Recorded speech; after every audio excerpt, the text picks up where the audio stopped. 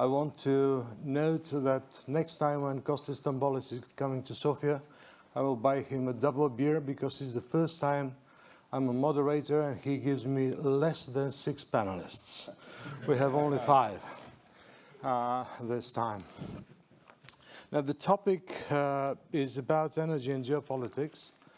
I want to mention a few things in advance. Certainly a lot of elements in this context were already touched upon. And besides, some of them are touched in the background paper which Yen has produced. There are lots of dimensions in which we can focus in this direction, and I've invited our panelists to feel free completely in their approach, what they're going to say. I've invited them not to have PowerPoint presentations. So the idea is that also have some time for debate. I want to mention, however, a few things from my side as an appetizer, if I may say so. Without any doubt, particularly in the recent years, when we talk about geopolitics in Southeastern Europe in the context of energy, in one way or another we link this to Russia, and we link it mind-wise mostly with gas. However, let me tell you that there are also other dimensions, and I will just refer to last year's conference in September 2022, which took place on nuclear in Prague, and the Hungarian foreign minister said, can you imagine how we construct a nuclear power plant financed by Russia with Russian technologies within a period of sanctions against Russia? And this nuclear issue is another element which concerns the energy security and the geopolitics in the energy field in Southeastern Europe without any doubt. Another thing which I want to put as an appetizer to our speakers is related again to geopolitics in the energy field in the context of investments.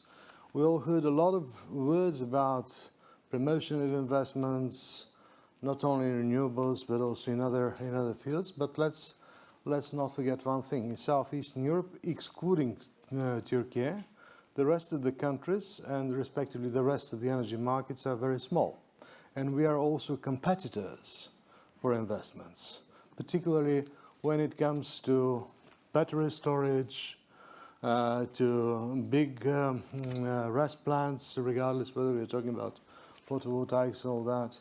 We are competitors also in the context of electromobility, and so on and so on. So this is just from my side a few points which I wanted to put forward.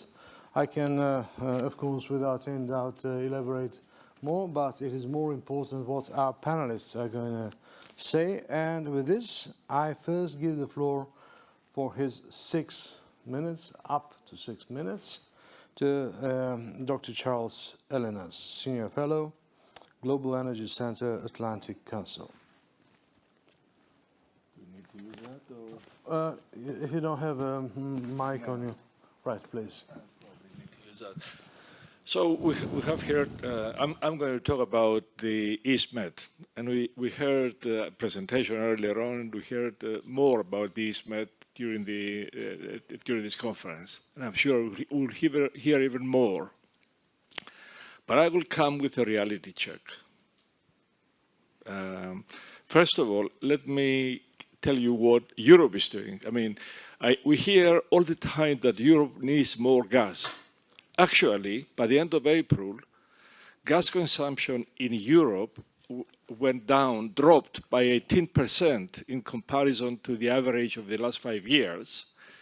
And studies and targets in REPowerEU tell us that this is going to continue going down to about 30% less gas by 2030. And beyond that, it will continue declining until Europe achieves its targets of net zero by 2050.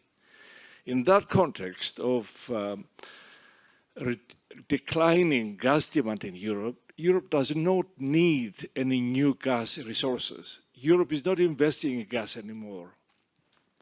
Not only that, but Europe is also not encouraging the Americans who want to invest in LNG for export to Europe. It's European utilities are no longer signing long-term gas purchase contracts or LNG contracts. So we should not place all our efforts or our hopes in the belief that for some reason Europe needs more gas that we create, but Europe doesn't share. I think we need to be very careful. So let me go into the region. And I will start with Israel that Amit presented yesterday and maybe repeat some of the numbers. In Israel, we have two major gas fields, and Chevron is embarking on expansion of production at Tamar and Leviathan. That expansion is designed to feed two projects. One is to double Chevron's exports from Israel to Egypt from 10 BCM per year to 20 BCM per year by 2027. And the second project is Chevron is examining the placement of an FLNG over Leviathan for liquefying and exporting Leviathan gas to the global markets. That does not leave any more gas to go anywhere else from Israel. There is no gas available from Chevron, Tamar, and Leviathan for export to Europe by East Med gas pipeline. And the gas in Cyprus is not enough to feed the pipeline either. Energean has made some small discoveries in Israel. Altogether, it has a new proven gas reserves of 31 BCM, a tiny amount that is considering, it has made proposals to export some of that gas to Cyprus. But just last week, they came back and said, we are still considering exporting this gas to Cyprus, but we are not prepared to invest in any infrastructure, not in pipelines, not in infrastructure. That makes it very difficult. Energean is partnered by Vitol, who might be able to invest in these projects, but they haven't said or confirmed anything so far. And on top of that, Energean is expanding its operations in Egypt, and it has also said that it is now considering exporting gas from Israel to Egypt, because Egypt's own demand for gas is increasing, but its production actually is going down. The Zohr gas field, the major Zohr gas field, has problems, has water infiltration problems, and production has gone down by about 20%. And Egypt is that's why Chevron is sending more gas to Egypt. That's why Energean is interested in sending more gas to Egypt. Egypt has not made any new major discoveries of gas since Zohr. Last year, it made a small discovery called Nargis with about 3.5 trillion cubic feet of gas discovered by Eni and Chevron, and that is going to be fast-tracked. And the reason why it's going to be fast-tracked is two. The reasons are two. One is gas demand in Egypt. As I said, Egypt needs more gas, but it's also profitable because the intention is to use existing processing facilities that Eni has, which are not being used, to process this gas. And the fact that they don't have to build processing facilities makes the gas profitable. Now let's go to Cyprus. We have a new government and a new energy minister. And the energy minister has placed emphasis on gas. He believes Cyprus needs to import gas to replace oil in electricity production to bring prices down. But it's easy to say that, it's difficult to happen. So let's take the option, as we heard earlier on, there is going to be a meeting on the 29th of May of all interested parties to discuss these issues. And the minister is going to propose these gas imports as well as the possibility of exporting LNG from the island. But let's discuss very briefly the development. 1 minute, please. Okay, so Chevron is carrying out appraisal drilling at Aphrodite, and it's a critical appraisal drilling because Aphrodite is compartmentalized, and the biggest compartment, the middle one, has not been drilled yet, so we don't know how much it contains. Until the results are available in 3 months' time, Chevron will not embark in any plans to develop the field because they don't know how much gas it really has.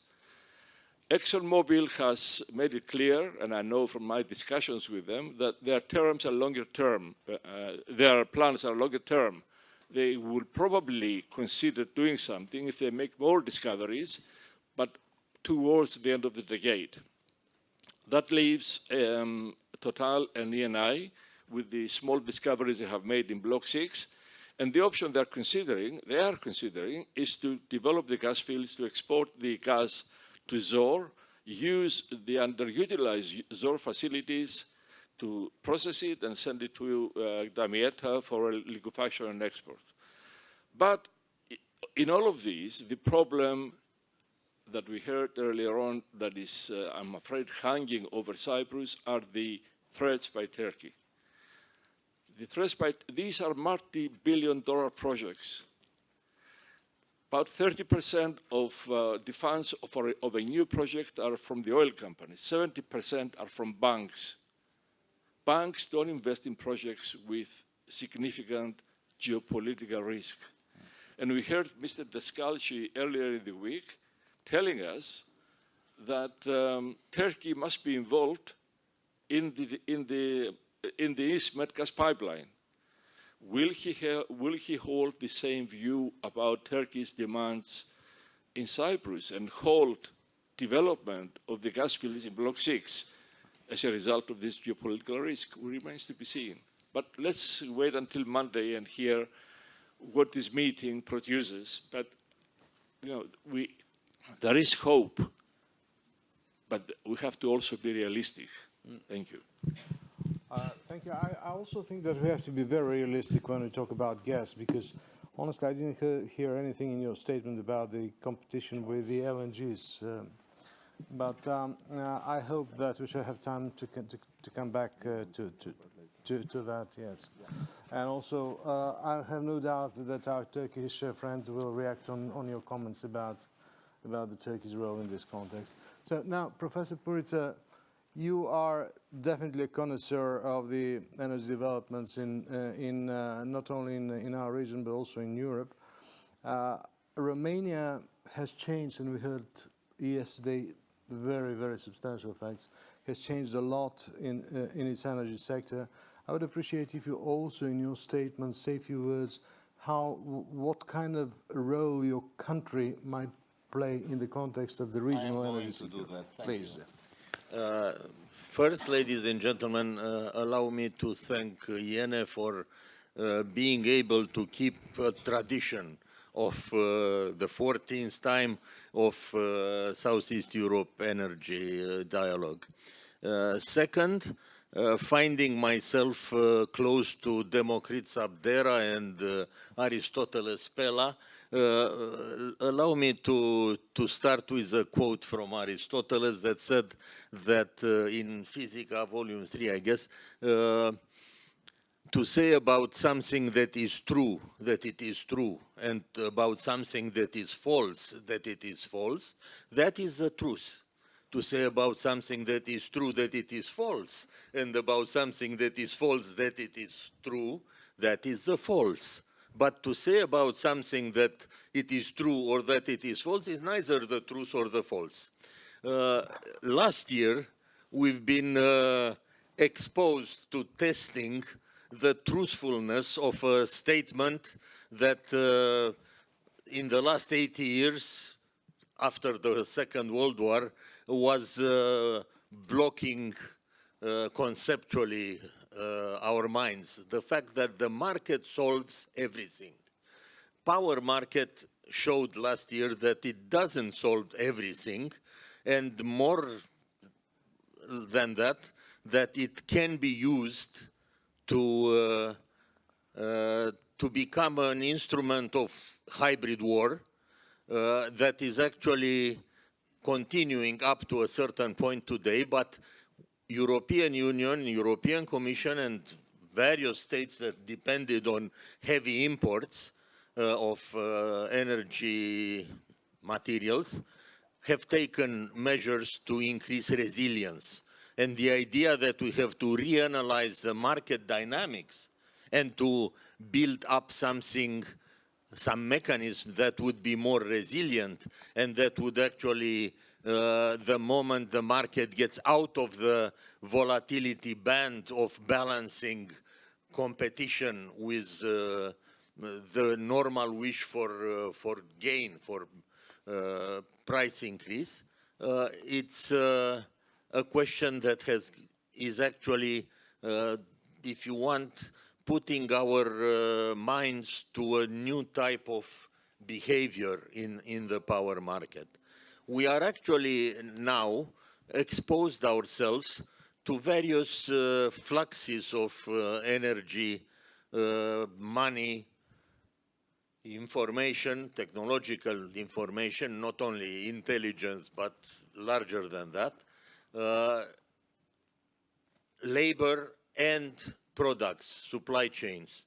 We are now talking about new technologies. Investment is heavy into fusion, into storage, into various type of new nuclear technologies, for example, and various other type of classic, if I may say so, renewables. I mean, wind, photovoltaics, and so on.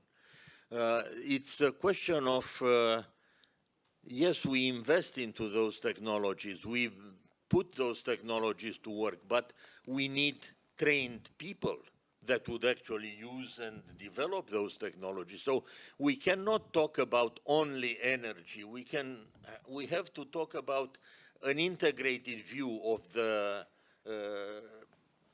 fluxes that I spoke about. Let me go now into discussing a little, as our moderator suggested, what is happening to Romania. Romania, as you saw later, has a very secure energy system in the sense of the diversification of portfolio. We have coal, hydro, nuclear, photovoltaics, wind, a small waste power plant, and obviously the whole thing is that we are now investing heavily, and in the last G7 meeting, the US president has mentioned that the United States is allocating about $270 million plus an option for up to $4 billion for the construction of a small modular reactor in Romania. We are finalizing, have the finance ready for finalizing the other two units, CANDU units, 700 megawatts in Cernavoda. And on the same line, we are continuing to put photovoltaic parks and wind parks. And there is a, let's say, a tendency to diminish coal use. Also, my personal opinion about coal, and in the framework, in the larger framework that I mentioned earlier, is that we should not shut down coal.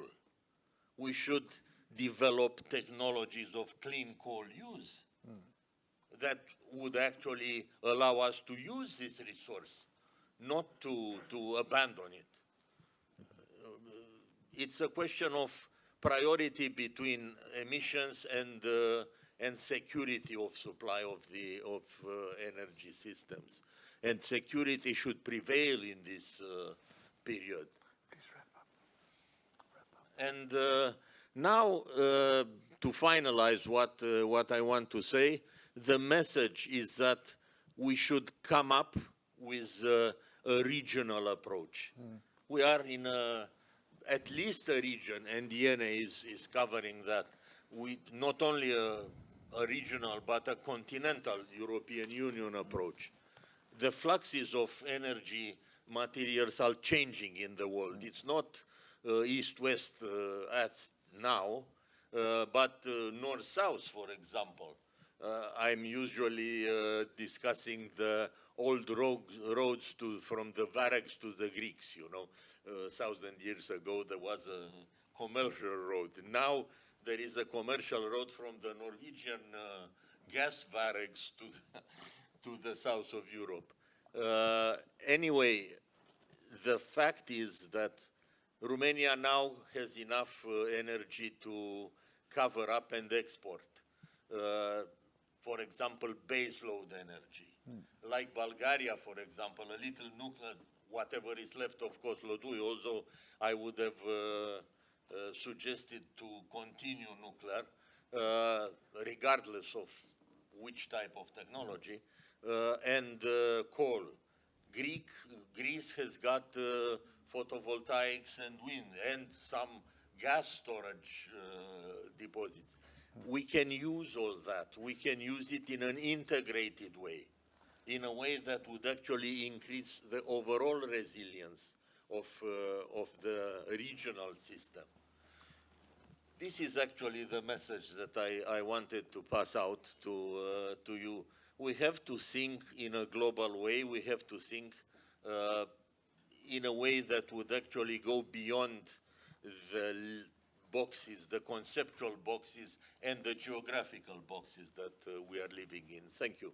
Thank you very much, Professor. I just want to say that I like very much your statement you started with, not the citation of Aristotle, right? I like very much your statement that the behavior of the power market is changing, and we have to adjust ourselves to that. By the way, in the background paper of IENE, there is a particular reference to the governance of the energy union in this context, and I think it is a very realistic approach to reconsider what's going on, because otherwise we can't behave adequately either at national or at regional level.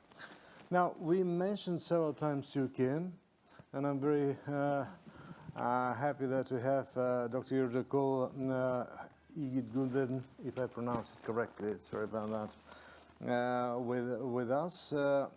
Now, with Turkey, there are a few specific things aside the gas issue. I also referred yesterday my statement about the support we got from Turkey, from Greece, and from Azerbaijan about the gas security. But in Turkey, there is now a new setup also concerning nuclear, which changes also the regional setup to a very big extent, because Turkey was a big consumer of imported energy, electricity, and now things change. Plus, they have also two other projects, Sinop and Ineada, which are on the table. But Professor, you tell us a little bit more now. I don't want to disappoint you, but I have a short presentation. I will stick to the time limits. Okay.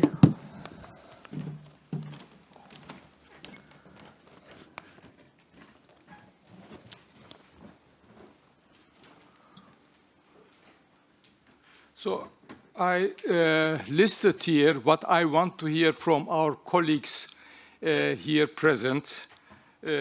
Additional natural gas supply from Caspian, LNG supply from the region, Romania Black Sea offshore and natural gas development, what we can expect, Turkish Black Sea offshore development, Eastern Med natural gas, we heard about it, natural gas from Iraq, accelerated deployment of renewables in our region, power supply from Caspian, power supply from Eastern Mediterranean, and nuclear power from Bulgaria, Romania, Turkey. The yellow ones I will touch upon. Here is the Caspian gas to Europe. There are potentials of the Caspian Sea. We see there is quite a potential. None of them is immediately available. Only 2 to 3 BCM is immediately available, but there are projects, ongoing projects in the region. But as Charles mentioned, there is not much appetite in Europe. So the need for Southeast Europe needs to be solved, and not from Western Europe. So additional natural gas supply for Southeast Europe, Greece boosts its LNG import infrastructure. We will see how many of them will be realized. Bulgaria reserved the capacity at Alexandroupolis, increased the capacity to 1 BCM in August last year. And Bulgargas Botash signed the protocol beginning of this year for 1.5 BCM supply for 13 years via Turkish LNG plants. And Oman and Turkey sailed and sales agreement for 1.4 BCM for 10 years, also starting in 25. The last days in spring, Turkey liberalized its import rules, gas import rules, allowing private importers. So cross-border gas supply is liberated. And also the natural gas export rules has been published by the regulator.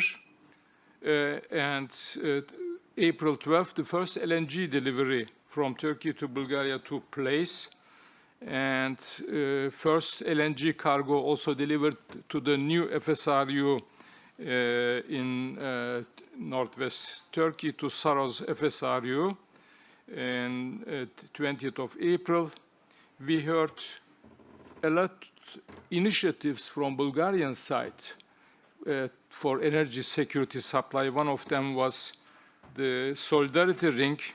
It was not welcomed everywhere, this initiative.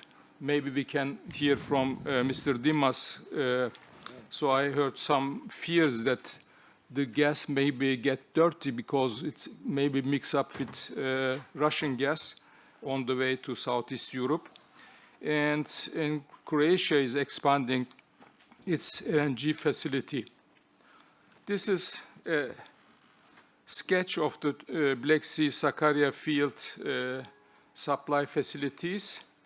And this is an ultra-deep reservoir in Pliocene and Miocene sandstones, and very difficult 2,200 meter water depth. But the cumulative reserves are impressive, about 700 BCM. It was a quite fast development, unexpected fast development. I was thinking about 8 to 10 years.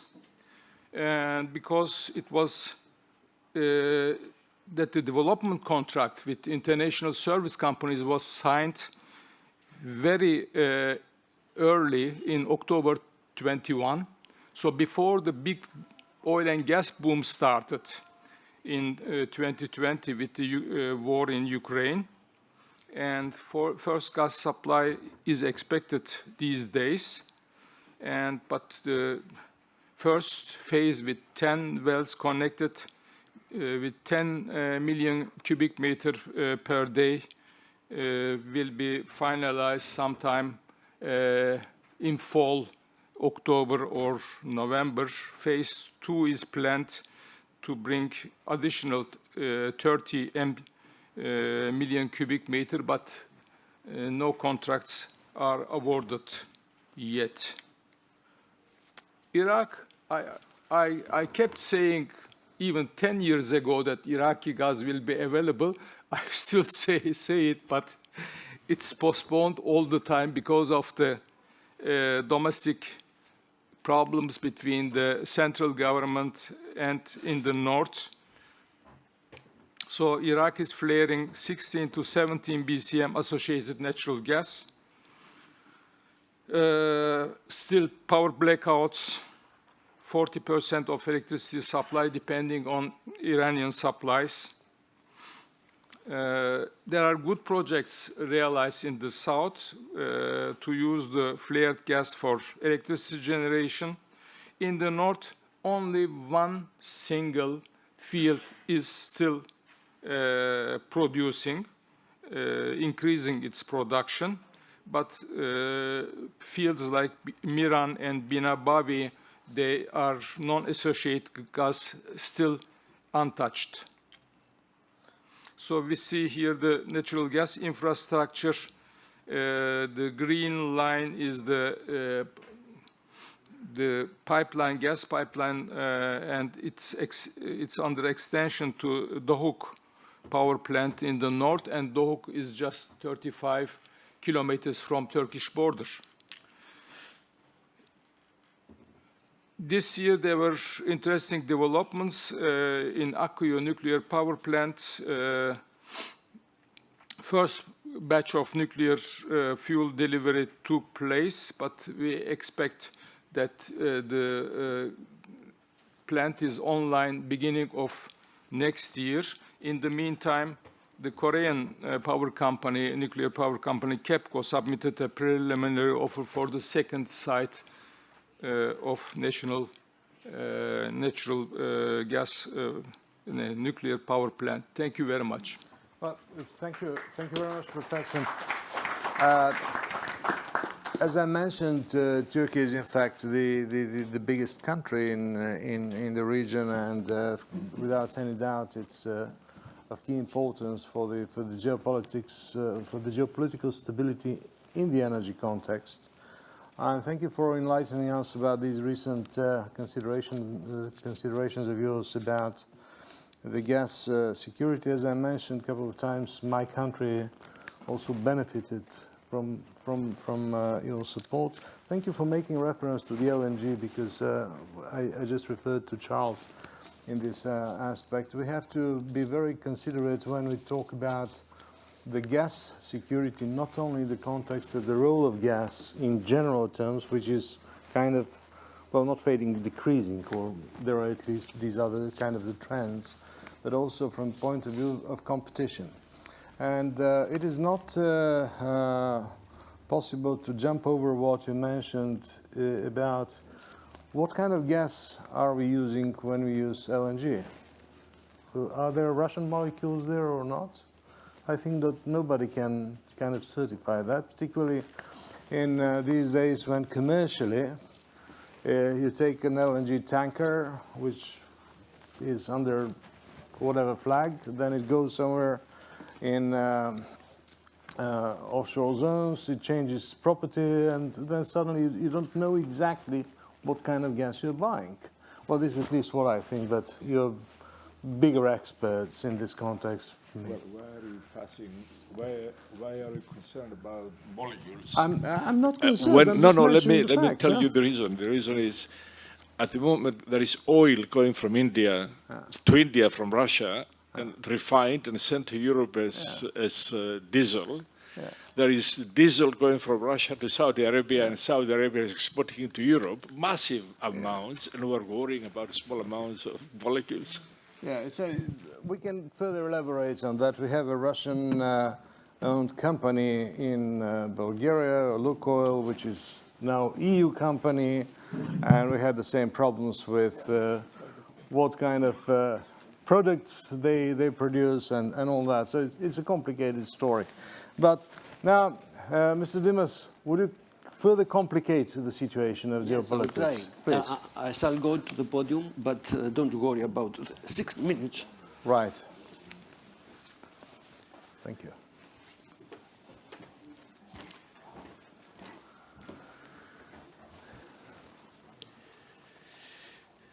Okay, I will try to give a more geopolitical approach, and I will try to describe the energy and geopolitical situation of Europe as a whole, because this is the most critical for the future of Southeastern region. Last year, we had a turning point for Europe, the war.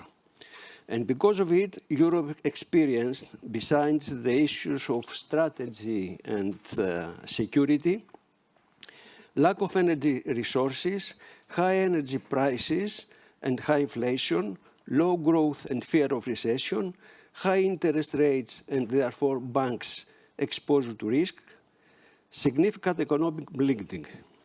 One of the key EU reactions was the energy sector with a repower plan aiming to save energy, to accelerate energy transition and diversify energy sources, following by an additional aim to reduce gas consumption in Europe by 30% by 2030, and to continue to reduce it further by achieving the net zero status by 2050.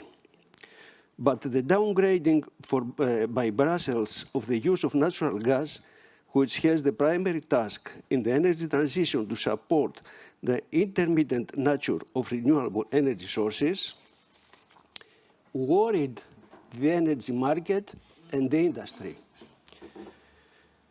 Companies, the national organizations and associations reacted by asking Brussels to confirm the role of natural gas and LNG in achieving the goals of energy security. The EU finally managed to survive this winter without losses, since it was the second warmest winter on record, resulting in a 13% reduction on natural gas consumption in 2022.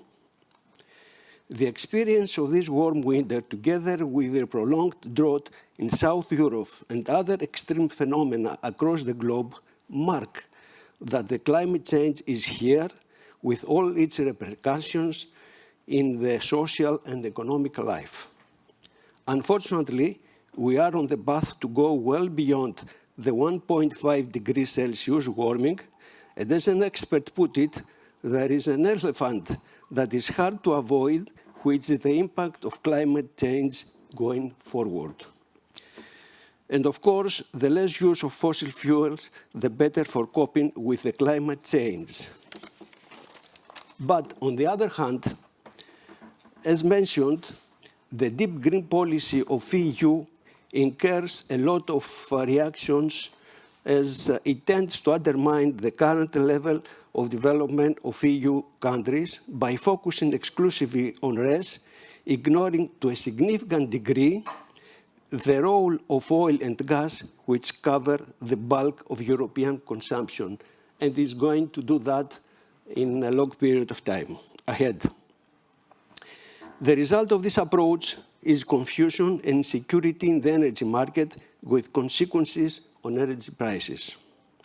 In addition to that, the EU's abrupt disengagement from one of its traditional energy suppliers, meaning Russia, and the search for alternative gas and oil deteriorates the whole issue. So we have a point here. We have a dilemma. We are in the middle of a crossfire between the needs of the climate change and the needs of European economy and its competitiveness, an issue with a strong geopolitical importance for Europe. The EU must find the fine balance. The prosperity of the European economy is the only way for Europe to maintain a dignified geopolitical status in this strongly multipolar world. It is the only way because on military basis, EU depends on NATO and therefore on the United States of America. Because in case of a military threat, and even more, of a nuclear threat, Europe needs the American nuclear umbrella.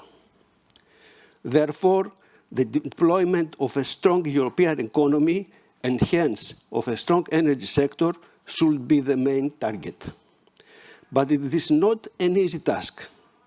There is a competition not only around the globe, but also with the Western Alliance itself.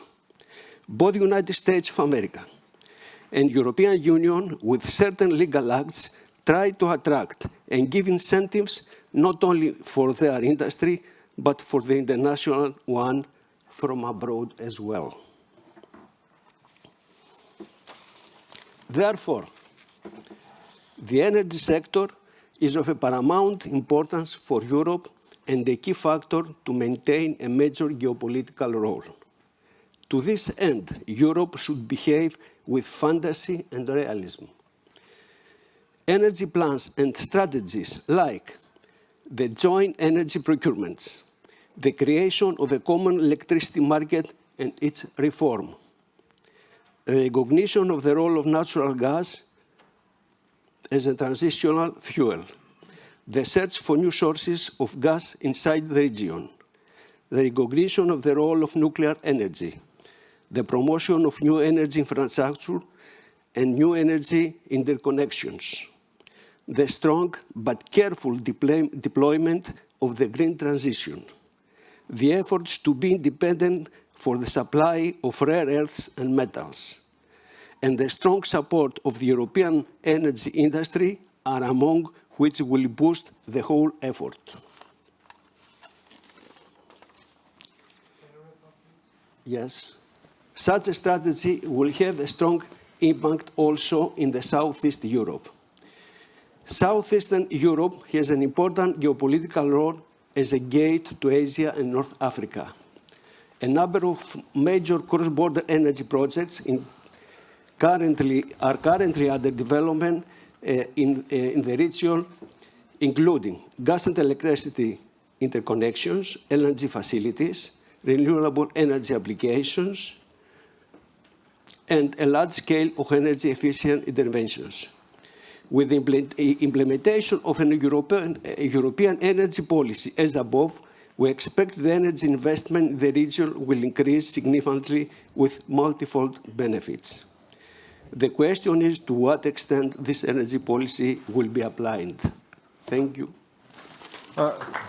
Thank you very much, Mr. Dimas. I liked very much the expression EU approach with fantasy and realism. I think this kind of summarizes the situation on the top of what has been said by the previous speakers, and also thank you very much for From the part of the European Union. Yes, for making explicit focus on the role of the business, because normally the bureaucrats think that they make the energy policy, but in fact it's the business. This is at least my view. Recently I saw on a Bulgarian movie one of our major actors saying that if you don't have problems, you call lawyers. They will think of something. And now we have a representative of a distinguished law firm in Greece, KG. In fact, KG is abbreviation, but it's quite difficult for me to pronounce the full name. Yes. Mr. Antonis Kompias, please, you have the floor. Thank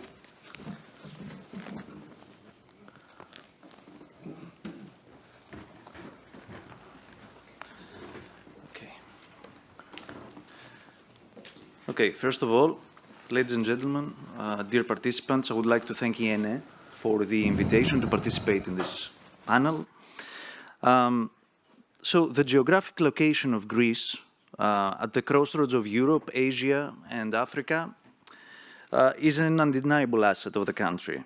This positioning of the country underscored by the diversification of natural gas supply which is currently underway, and the aspiration of the country to transform into an energy hub offers potential as a transit point for gas supplies from diversified sources.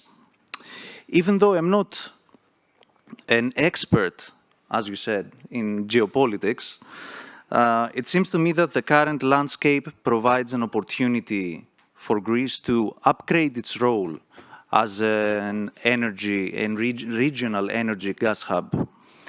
First of all, the war in Ukraine mandated a major shift in the EU's natural gas supply policy, which relied, of course, heavily in imports from Russia, and this shifted towards focus to LNG imports from the USA and elsewhere. During the past year, we have seen a very increased interest from natural gas traders to use Greece as an entry point for LNG and as a gateway to the Balkans. The opportunities, secondly, of the vertical corridor. This project, which is actually on December 2022, the Greek TSO, DESFA, signed an MOU with the TSOs of other countries, of Bulgaria, Romania, and Hungary, towards the creation of the vertical corridor. This will allow the bidirectional natural gas flows between Greece, Bulgaria, Romania, and Hungary. Beyond the dialogue of the system operators of these countries, discussions are also being held in the ministerial level. Thirdly, the prospect of the EastMed project. In a situation where Europe is looking for alternative sources of natural gas, large companies such as ExxonMobil, south of Crete, are involved in the search of hydrocarbons in Eastern Mediterranean. So under these conditions, the project seems to be gaining new significance. However, if Greece indeed wishes to attract LNG importers and producers and approach the Balkan markets, north of Ukraine and Hungary and further on, it must, first of all, increase the capacity of its transmission system and further promote projects that increase interconnectivity. In any case, these objectives are not only national aspirations, but are also a materialization of the EU's strategy towards energy security, which is highly based on the principle of solidarity between member states. For instance, now, capitalizing on these geopolitical opportunities, Greece has embarked on a series of infrastructure projects, some of which are prospective, some of which are just under discussion. The 10-year development plan of DESFA, of the Greek TSO, involves projects budgeted at almost 1.3 billion euros, out of which around 500 million euros correspond to new infrastructure projects that are going to increase the capacity of the transmission system. One flagship project is, for example, the FSU, the floating storage unit in Revithoussa. Despite its preliminary status, this is a project which will increase Greece's flexibility in handling LNG supplies, and this is going to be a vital element given the volatility in energy markets. That being said, it is certain that there are many challenges ahead. First of all, let's refer to the underground natural gas storage unit in Kavala. This is a poignant example of the complex interplay between technical, economic, and policy-related issues. A few weeks ago, the auction process for the underground storage unit in Kavala was unsuccessful. Regrettably, this recent announcement shows that there is a dire need for more firm policy decisions. Moreover, Greece's effort to create the vertical corridor that I referred earlier presents another layer of challenges, as it necessitates coordination between different jurisdictions. The complex licensing process of these projects and the challenges relating to their financing, and of course the interplay and interdependence of these projects. For example, the Patti-Malivadia expansion that is being proposed in the 10-year plan of the ESFA is dependent on which the FSRU in Alexandroupoli of the Origa gas is highly dependent, is going to be constructed 2 years after the FSRU is completed. So, in conclusion, I would like to reiterate that Greece is in an exciting juncture, which is full of opportunity, but also yet not without challenges. As we proceed on this path, I hope that Greece will continue to evolve and shape its geopolitically energy dynamics in the region. Thank you very much. Thank you. I want to thank you for giving this particular emphasis on the role of Greece. You kind of focused mostly on gas, and there is one issue which we didn't speak about. This is the underground gas storage facilities, which kind of play a very important role, particularly in the countries which have them, as mine. When it comes to regional approach, the role of these gas storage facilities might be really very important in the context of solidarity, which was also referred by Mr. Dimas. Unfortunately, well, fortunately or unfortunately, you decide, but the biggest underground gas storage facilities in Europe are on the territory of Ukraine.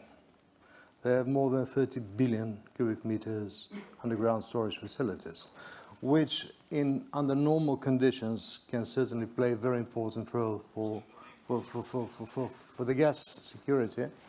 But now the situation is kind of different. Now, I will make a very quick wrap-up, and with the kind agreement of Kostis, if I promise him a third big beer when he comes to Bulgaria, we shall have a couple of minutes for reactions. From my side, what I want to say is that it seems to me that without any doubt, this change of the market, of the concept of the market, brings new trends and new challenges ahead. For me, without any doubt, energy nationalism will increase. No doubt about that. But at the same time, there is more and more room when we talk about regional and bilateral cooperation. I can give you very good examples in this context in our bilateral relations with Greece. In concrete, we organize common business meetings and all that. There is one thing which we didn't mention, but I want to also emphasize. I said about the role of the business, but we didn't mention the role of one state institution, which, thanks God, is relatively well developed in the region. These are the regulators. Yesterday we heard about the Greek regulators. The Greek regulator, the regulators will play and are playing a very important role in this regional cooperation promotion, particularly when it comes to regional infrastructure development. And last but not least, we're mostly kind of focused on gas, but let's not forget that the decarbonization issue and the green transition and the Green Deal go well beyond the energy sector. It's about new type of economy. And it affects not only the energy sector. We're talking about new technologies, digitalization, new type of economies and all that. Well, thank you very much to our panelists. You were outstandingly profound, and thank you for more or less keeping my 6 minutes limits. Now we have, with the kind agreement of Kostis, a couple of minutes for questions, statements, agreements, disagreements. You're most welcome. Anyone who wants to take the floor, please. Can you just introduce yourself?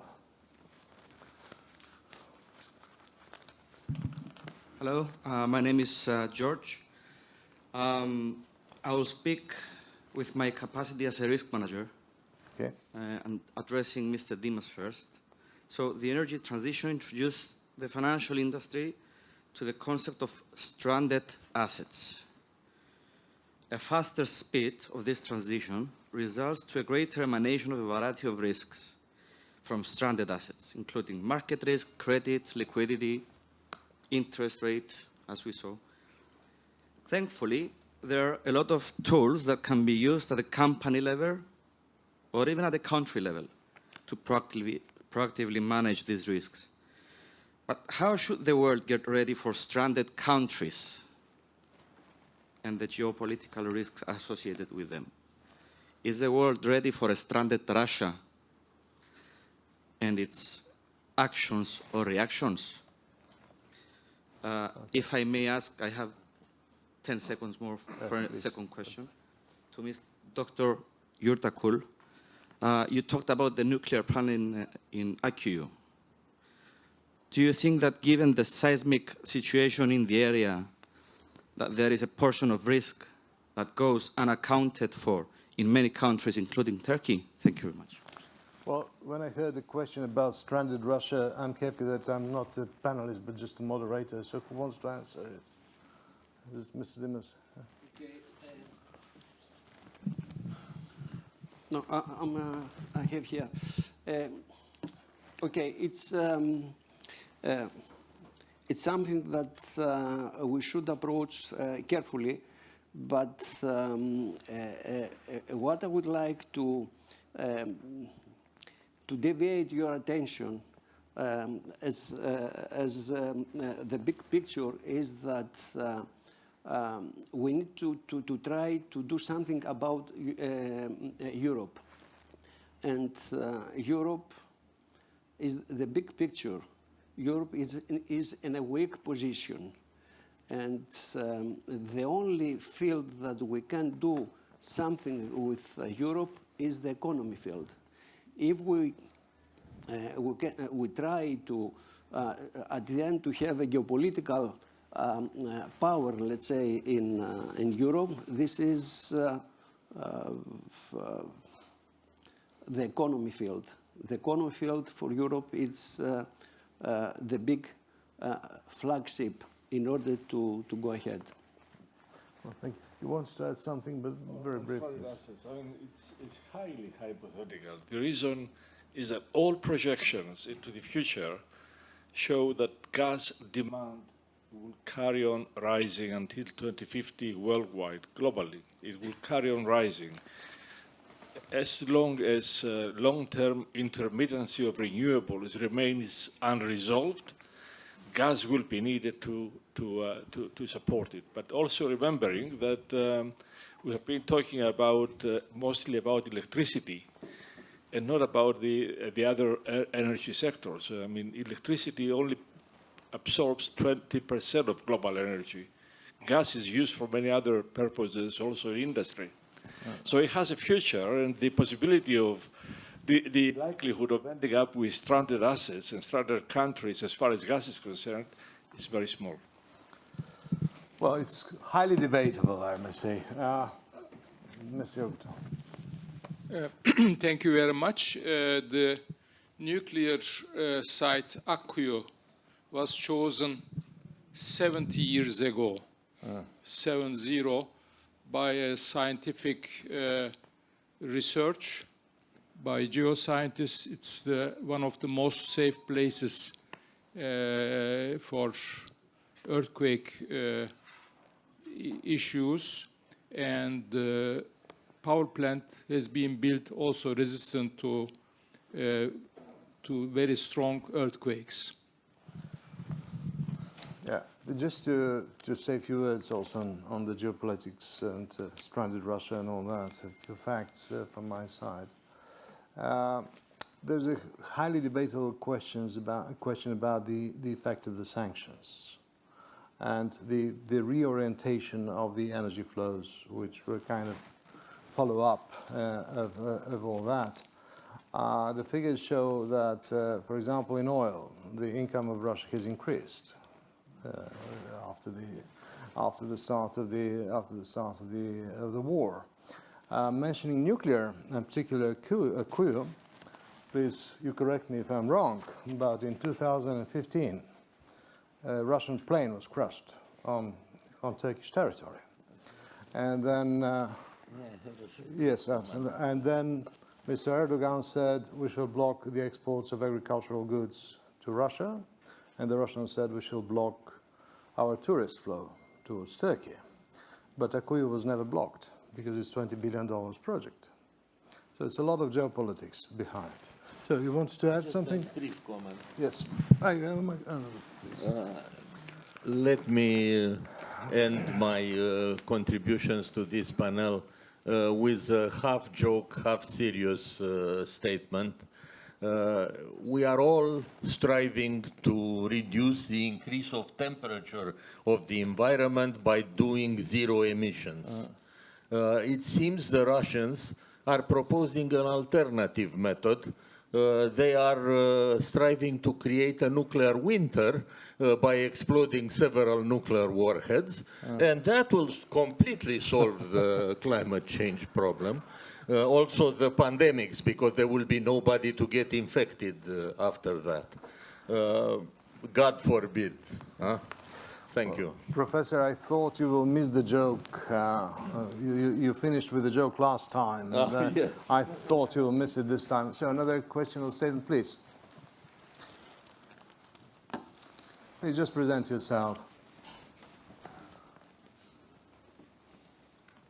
Hello, my name is Christos Kolovos. I'm a mining and metallurgy engineer, PhD. and I was a former director of the mine planning and contractor works in the Greek lignite industry in northern Greece. I have a question for Professor Purica, who said the big picture that Romania may export baseload energy to southeastern Europe, and Greece has wind and solar, and we can combine, maybe we can combine them.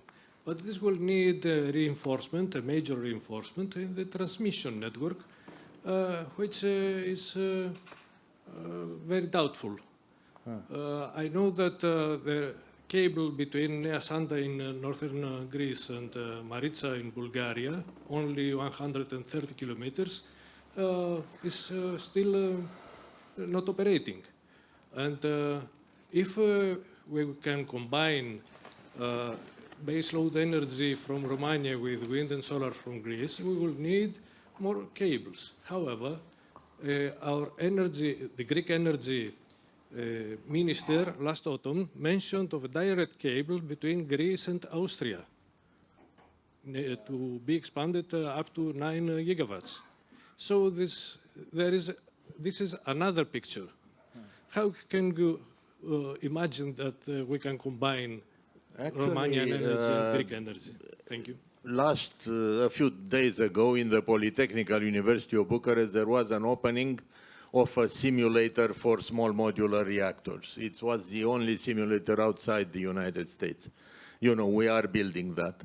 During that opening, the Minister of Energy, of course, Prime Minister participated, the Minister of Energy, US Ambassador, and so on. Minister of Energy has stated that we are doing heavy investment into the transmission lines.